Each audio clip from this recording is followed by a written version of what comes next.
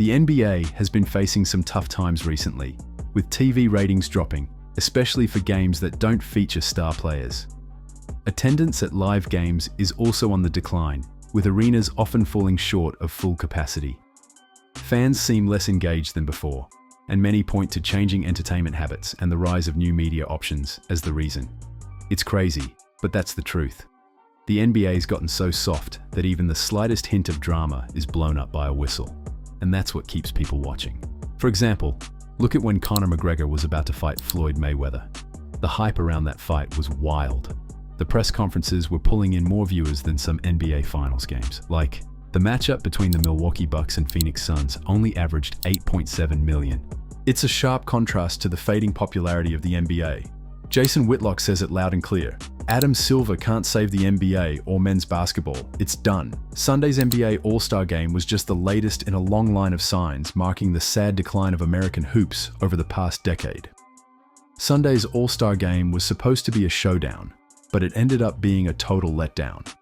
With a staggering 168 three-point attempts, the East cruised past the West, 211 to 186. No one bothered to compete. The players just strolled up and down the court, launching threes and stepping aside for dunks. The crowd? They were more interested in chatting than cheering. Even Anthony Davis called the highlight of the night a group of entertainers using trampolines for dunks between the third and fourth quarters. Definitely not the thrilling game fans were hoping for. NBA All-Star Weekend hit its peak on Thursday when football legend turned podcaster Shannon Sharpe and comedian Mike Epps squashed their beef. Honestly, men's basketball is done for. Adam Silver just can't bring it back after what David Stern did to it. David Stern ruined American basketball. At Nike's request, he shifted the NBA's focus to international growth, especially in China, turning the league into a global brand. The result? A woke NBA that prioritizes narrative over authenticity, ditching American values for profit. For 20 years, the NBA's marketing has been all about watching tall black guys overcome racism they've never faced. This not only turns off conservative fans, but also feeds a sense of victimhood and entitlement among the players. Shaquille O'Neal thinks he's cracked the code for why NBA TV ratings are dropping. As reports from Awful Announcing and Front Office Sports highlight, the season's off to a slow start with viewers. On his big podcast on the DraftKings network, Shaq pointed to one main culprit, the overload of three-pointers. "It's down because we're seeing the same thing," Shaq said. "Everyone's running the same plays. Steph Curry and those guys messed it up. I don't mind Golden State shooting threes, but not every team is built for that. So why is everyone copying the same strategy? It's making the game boring." Of course, there are other factors at play.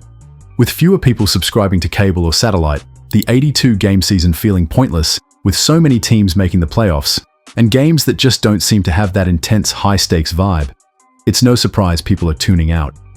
No American sports league has a crazier relationship with its fans than the NBA.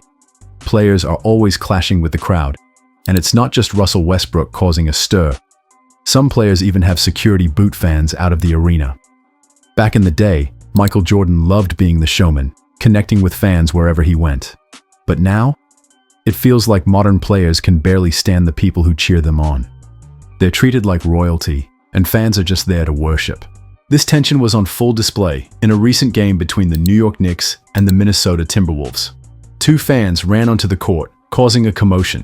Security quickly took them down, with one of the women even getting restrained right next to Karl-Anthony Towns, who had just dropped 32 points. No one knows exactly why they did it, but it's another example of the ongoing drama between players and fans in the NBA. Don't expect Adam Silver to turn things around anytime soon.